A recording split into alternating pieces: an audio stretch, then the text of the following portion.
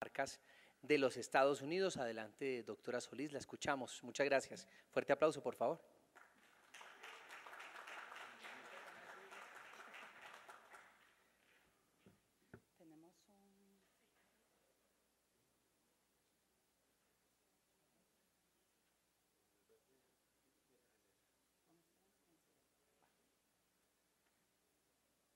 Hola, muy buenas tardes. Muchas gracias por estar hasta esta hora atentos.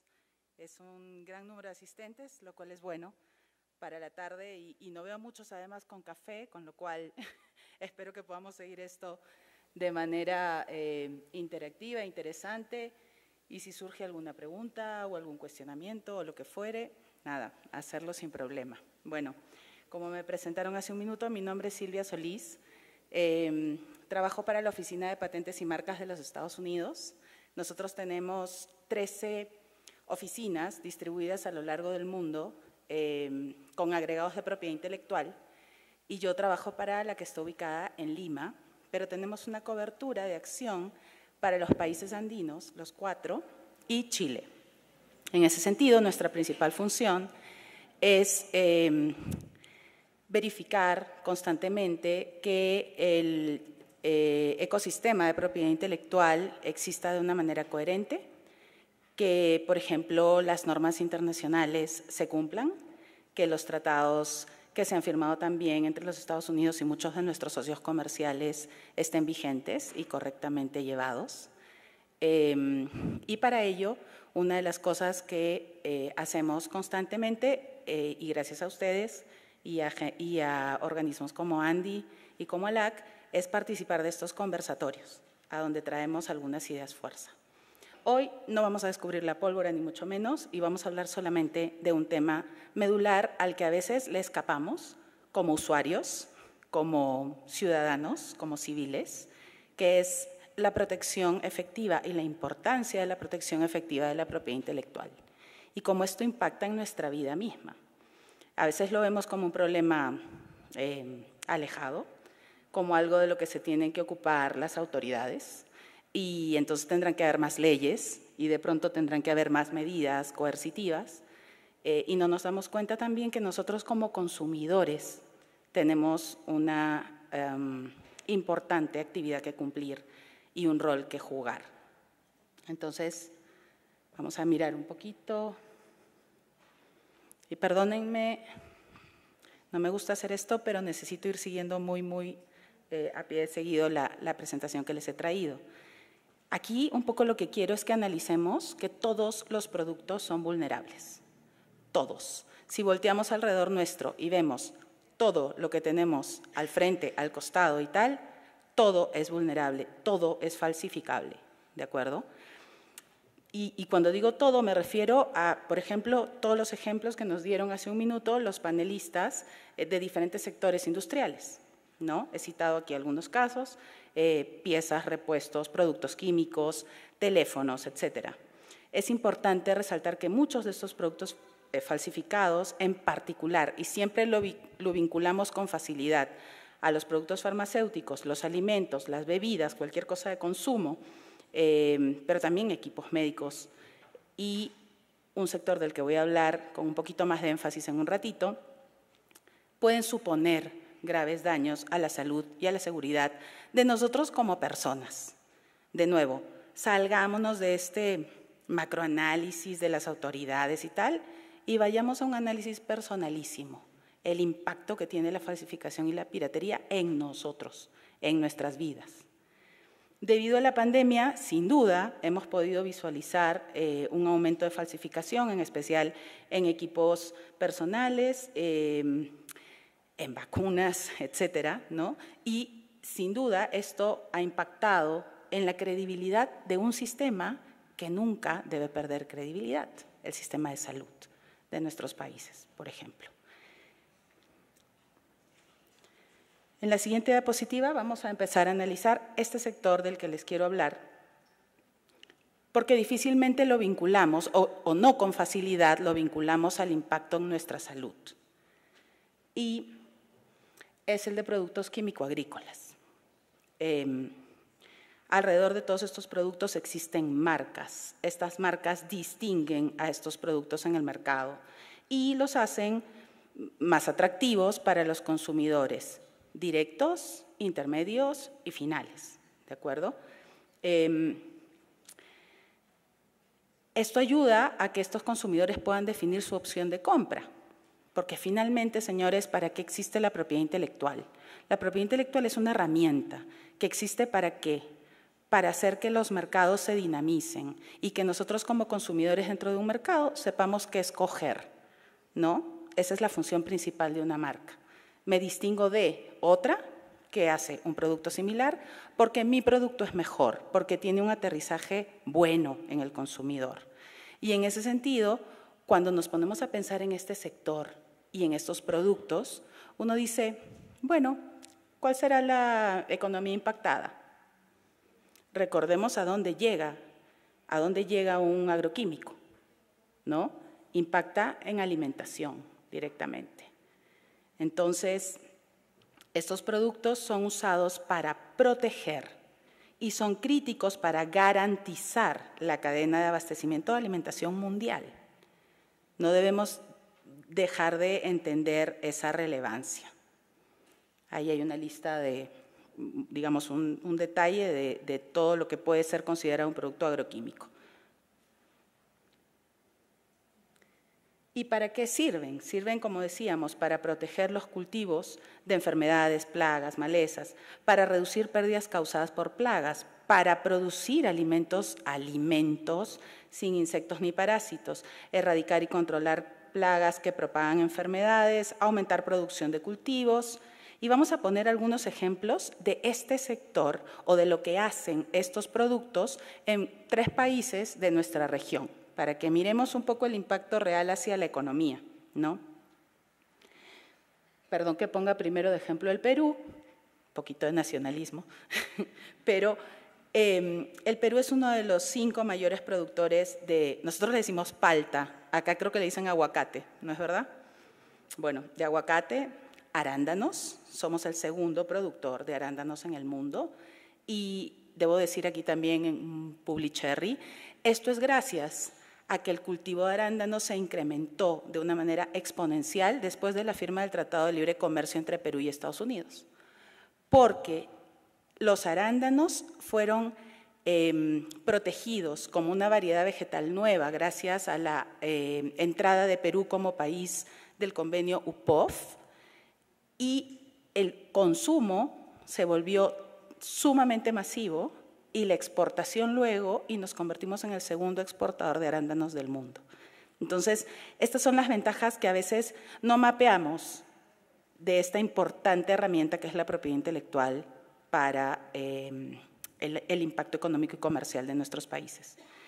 Les decía entonces que producimos aguacate, arándanos, alcachofa, espárragos, uno de los 10 productores más grandes del mundo de café y cacao, uno de los 15 productores más grandes del mundo de papa y piña, y también con una producción considerablemente importante de uva, caña de azúcar, arroz, plátano, maíz y yuca. ¿Y cómo impacta esto en la agricultura del Perú? O más bien, ¿cuál es la función de la agricultura dentro de la economía peruana? El tamaño de la economía agrícola en el 2021, que es la medición última que pude encontrar, la participación de la agricultura era del 6% del Producto Bruto de Perú. El número de trabajadores que están involucrados en la industria agraria es casi del 30% de la población peruana. El porcentaje de exportaciones en el 2021 casi llega a los 13.000 millones de dólares, casi llegó, ¿no? en ese año. Y ahora vamos a saltar a Colombia. Y perdón por traer data que capaz no es la más actualizada, pero es la que conseguí del Ministerio de Agricultura colombiano, ¿no? Gran productor de café, plátanos, arroz, tabaco, maíz, caña de azúcar.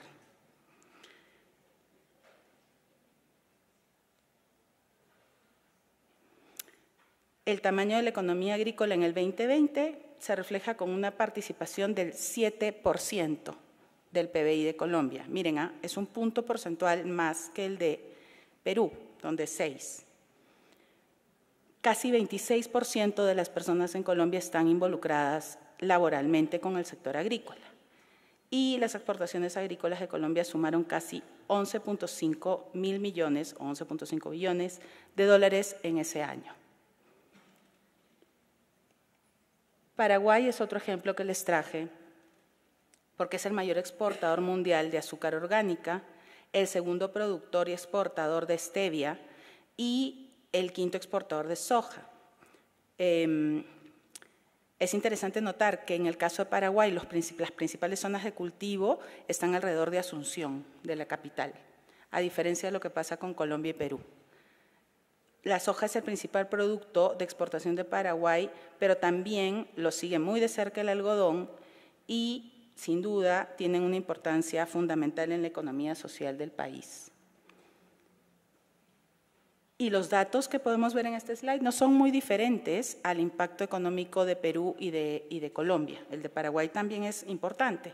En el 2020, 25% del PBI de Paraguay, miren ese número, tenía que ver con actividades de agricultura. Trabajadores a un nivel del 26% de su población están involucrados en actividades agrícolas y genera el 90% de las exportaciones registradas, al menos, por Paraguay. Cuando digo registradas, ya sabemos que pueden haber muchos otros tipos de exportaciones de bienes que no tenemos mapeado. Pero esta data es del Banco Mundial, ojo. Pero saltemos a algunos otros sectores que se afectan por la piratería de manera importante. Este es un ejemplo más de pesticidas. Miremos cosméticos, ¿no? Se han encontrado un innumerable número de cosméticos falsificados vendidos en línea, vendidos en cadenas de abastecimiento informales, que cuando han sido analizados en laboratorio además se han encontrado productos como anticongelantes, orina, carcinógenos, en estos productos que son de consumo directo, porque los ponemos en nuestra piel. Autopartes, perdónenme porque anduve avanzando por un lado y no por el otro. Este era el ejemplo de pesticidas, este es el de cosméticos. Miren además qué peligroso, ¿no? Llegan a ver la foto y a diferenciarla con facilidad.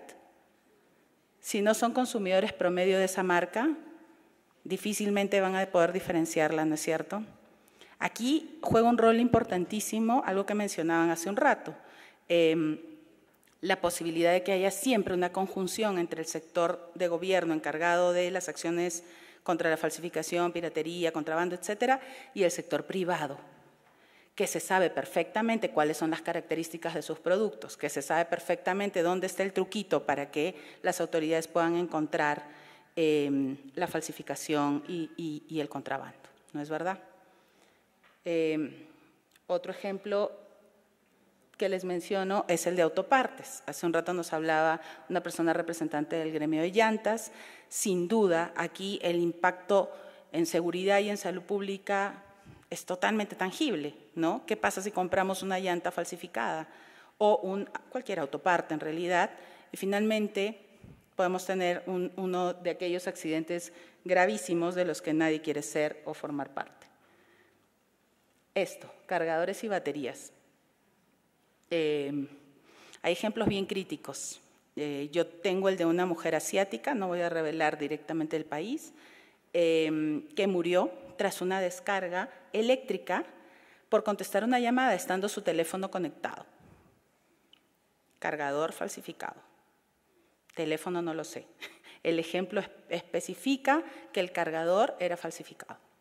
La mujer murió por la descarga. Entonces, realmente, de nuevo, todo puede ser falso y todos tenemos una responsabilidad como usuarios también al escoger las cadenas de abastecimiento que sean formales, los lugares donde compramos y mirar los productos que compramos. Y nuestras autoridades obviamente necesitan poder trabajar, de nuevo, de la mano con la empresa seguramente, para poder tener todos los elementos de juicio a fin de poder detectarlos y erradicarlos en la mayoría de los casos.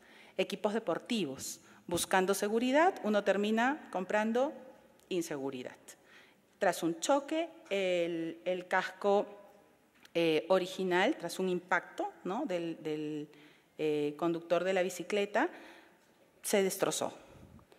¿Y por qué? Porque la composición del producto internamente no era el adecuado. Entonces, productos farmacéuticos, aquí visualizamos fácilmente cuál puede ser el riesgo, no nos vamos a detener a mirarlos. De nuevo, productos farmacéuticos. Estos son empaques de agroquímicos.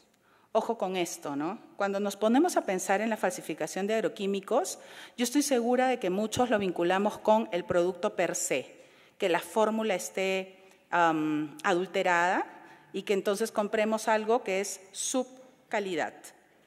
Pero también ocurre, y es seguramente mucho más fácil detectar, cuando hay este tipo de situaciones con marcas o con etiquetado fraudulento, o con la forma de una botella, que también puede estar registrada por el sistema de propiedad intelectual como una marca tridimensional. ¿De acuerdo? Entonces, digamos, son productos que pueden tener una cobertura múltiple y que, por ende, pueden caer dentro de un montón de delitos o subdelitos que se pueden perseguir.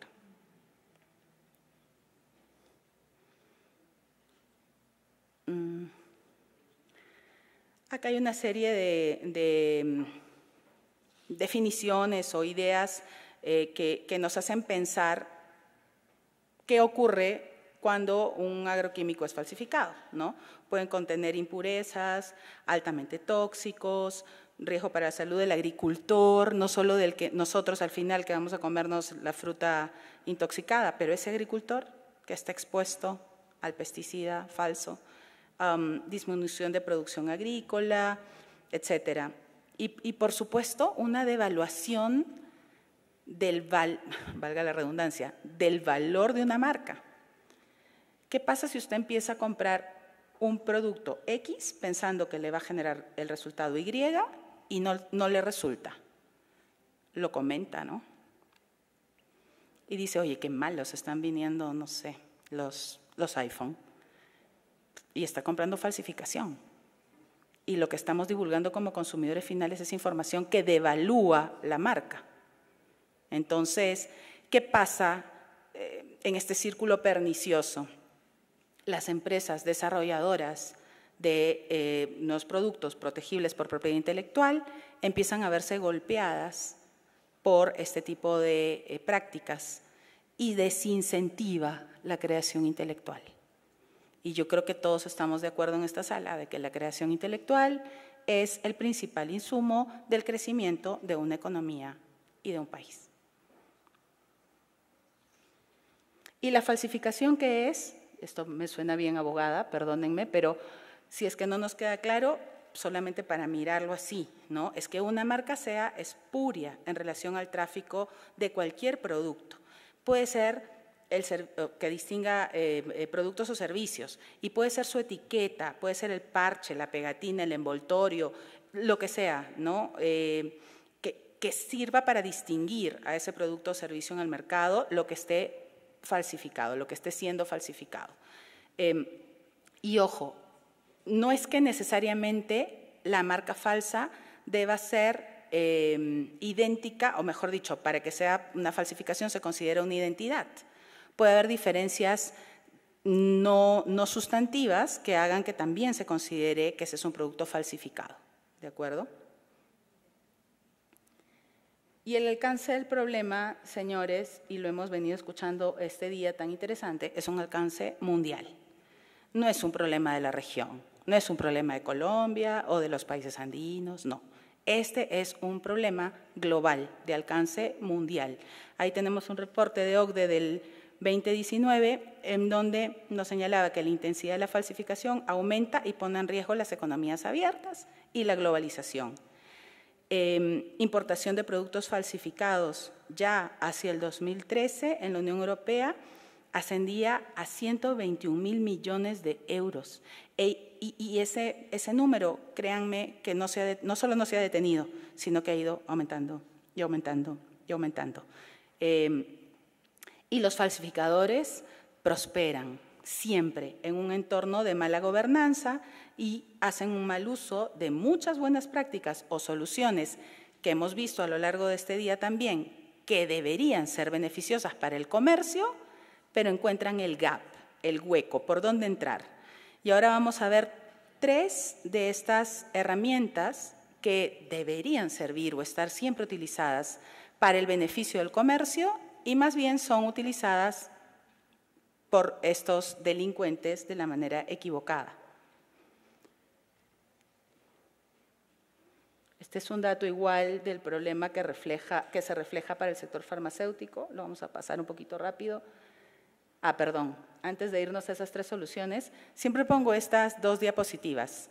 Esta es la de las 15 marcas más valorizadas allá por el año 2018. Las pueden mirar, es data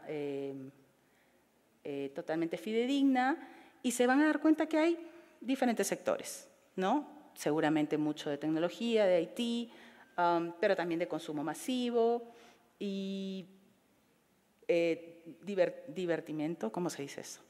Diversión, perdón. Y de pronto vemos las 15 marcas más falsificadas. ¿No? Y ahí están. Y volvemos a ver marcas muy reconocidas, nombres que nosotros ya vemos casi en el día a día. Y ya veo todas las caras de preocupación, es mi misma cara. Cuando antes de poder ir a comprarme algo de esto, después de haber ahorrado todo un año, digo, ¿me iré a comprar la cartera verdadera o la falsa? Y lo que hay que hacer, de nuevo, ir a los canales de comercialización fidedignos.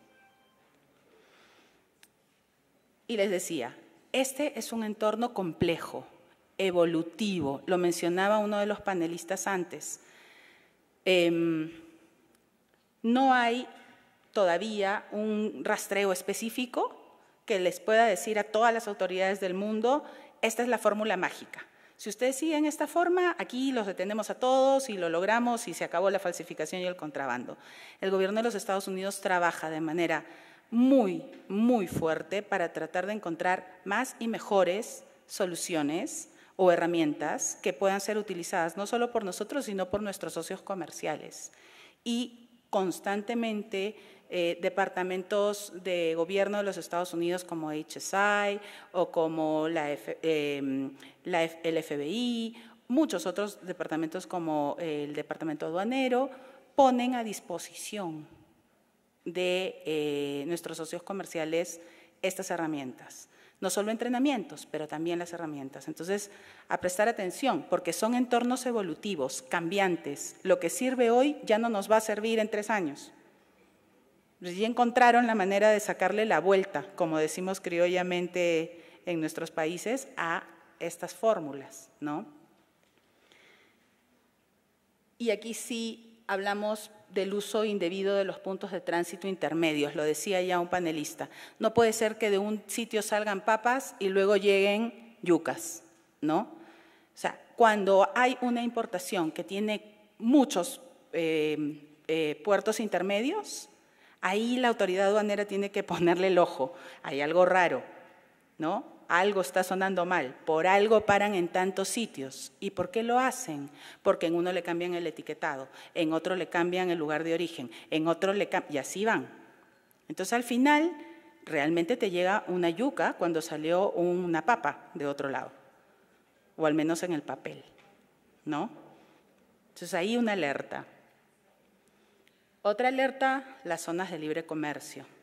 Que sin duda existen para facilitar el comercio justo, el comercio lícito, el gran comercio, ¿no? Para facilitar, es una herramienta que debería ser utilizada de manera correcta. Pero estos delincuentes buscan países, buscan regiones donde la gobernanza es débil y donde sus zonas de libre comercio son vulnerables. Me gustó mucho escuchar esta mañana al representante de la zona de libre comercio de Bogotá contándonos que tienen MOUs, convenios, es usted, ¿no es verdad? Sí, convenios con las autoridades y que entonces el personal aduanero puede ir y hacer una inspección y que entonces tienen además un montón de canales de verificación para asegurar que lo que tienen dentro de su zona de libre comercio es lícito. Bueno, créanme que eso no pasa en todos lados, ¿no? Entonces, estas buenas experiencias y estas buenas prácticas, más bien, encarguémonos de diseminarlas y distribuirlas. el tema de pequeñas partidas y del comercio electrónico, esto que se conoce como importaciones hormigas, ¿no? Que de pronto los países tienen parámetros. Las importaciones de menos de $200 no pasan por los canales habituales de verificación. Y claro, traen, no sé, 200 cajas diferentes, partidas distintas, para zapatillas que están valorizadas en $199. Y luego salen a la puerta de la oficina aduanera y empiezan a recopilar todo lo que todos los hormigueos han traído. Eso ocurre. ¿Y por qué? Porque normalmente eso es en base a la declaratoria del importador. Entonces ahí también, ojo, le voy a dar el arma al delincuente para que ellos sean los que declaren el monto. Me van a declarar siempre $198, ¿no? Entonces, ahí mirar también si hay alguna oportunidad de mejora. Capaz esa no es la fórmula, pero hay que mirar, hay que analizar. Y el comercio electrónico como un eje impulsor, como un eje absolutamente natural en nuestros días, nos hubiéramos muerto en la pandemia todos si es que no teníamos comercio electrónico, ¿sí o no?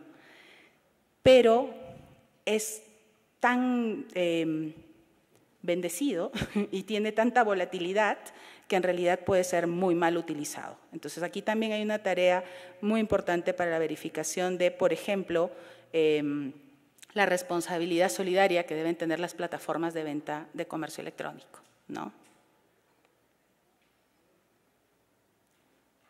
Bueno, vamos a pasar un poquito estas porque me quedan 4 minutos. Y luego, si quieren, pueden pedir las diapositivas y las puedo compartir sin problema. Al final voy a poner mi email. Esto es bien interesante también. Los métodos de transporte de productos falsificados. Miren en este primer pie cómo tenemos, todos solemos pensar en el aéreo, ¿no? El aéreo, ese es el que mete todo. Pero el mar sigue siendo el ganador. Y la distribución es bastante, digamos, distributiva. O sea que siguen yendo por todos lados, ¿no? En realidad, obviamente para cruzar pues, el Atlántico o incluso para importaciones que vienen muchas veces desde el Asia hacia América y cruzar el Pacífico, el mar va a seguir siendo el medio más utilizado. Pero, por ejemplo, para las importaciones hormiga, es el aéreo el que se ha detectado como con mayor cantidad de estas importaciones. Entonces, es interesante tener también esta data, analizarla y analizarla no tan macro, sino traerla a la realidad de cada uno de los países, que nuestras autoridades aduaneras le peguen un vistazo a esto en la realidad de cada uno de los países. Esta es alguna data también de resultados de las pequeñas partidas transportadas en servicios postales o servicios express, el courier, ¿no? Y el impacto que tienen. Algunas acciones tomadas para enfrentar esta falsificación de piratería en línea. En los Estados Unidos, recientes leyes como la de protección de transmisiones legítimas en Internet, que se dio en el 2020, e iniciativas que todavía están pendientes como la de vendedores de drogas ilegales, o conocida como el Drug Act, el Shop Safe Act, que es para detener ofertas dañinas en plataformas mediante detección de falsificaciones, igual en comercio electrónico, y la Ley de Integridad, Notificación y Equidad de Mercados Minoristas Virtuales para los consumidores. Se dan cuenta que aquí vemos un poco la confluencia del derecho de propiedad intelectual con el derecho del consumidor y, por supuesto, también con el impacto en el comercio y sobre todo en el comercio electrónico, porque de eso se tratan estas normas. Las tengo un poco a detalle en las siguientes diapositivas, pero ya no tenemos tiempo, así que me voy a ir hacia las conclusiones, pero como repito, si quieren saber un poco más de ellas o de las iniciativas, pueden escribirme y yo les hago llegar detalles de estos cuerpos normativos, que todavía algunos están pendientes de ser aprobados. Me acabo de dar cuenta que esto es bien jurídico. Me estoy revelando como abogada que no dice las cosas en fácil. Esto. Los activos intelectuales, señores, son, lo decíamos hace un rato, uno de los motores más importantes en el crecimiento económico de nuestros países y de nuestra región. No los perdamos de vista. No pensemos que los delitos vinculados a propiedad intelectual son delitos menores. Las penas efectivas deben ser impuestas. Hay que enseñarles a los delincuentes que estos delitos no pagan, no retribuyen, porque te vas a ir preso. Esta es una data también por país, digamos, de los países que se ven más afectados en cuanto a la creación de propiedad intelectual y sus titulares de derecho, digamos, encuentran mayor mella. No vamos a encontrar países de la región excepto Brasil, ahí chiquitito en el fondo. ¿Y saben por qué la pongo? Porque deberíamos invitarnos a formar parte del cuadro, ¿no? Y no va a haber creación intelectual si no hay un entorno seguro de protección para la creación intelectual. Nadie invierte en lo que no paga. Los afectados serán los titulares de derecho, la cadena de distribución, los ciudadanos. Time's up. Y estas son las consecuencias. Perjudica la confianza de los consumidores en el sistema, no solo de salud pública, pero en todos los sistemas que puedan ser regulados, peor. Devalúa marcas y disminuye incentivos para innovar. Ocasiona pérdidas de empleo. Da lugar a ingresos fiscales no percibidos. Genera reducción de ingresos públicos y, por lo tanto, el gasto público no puede ser más chiquito de lo que es. Alimenta otras actividades delictivas. Sin duda, los delitos de propiedad intelectual están vinculados al crimen organizado. Y lo dijeron también hace un minuto en una presentación. Les doy las gracias. Ese es mi correo electrónico y de veras que estaré encantada de que alguno me escriba y que le pueda compartir la presentación si la necesita. Muchas gracias.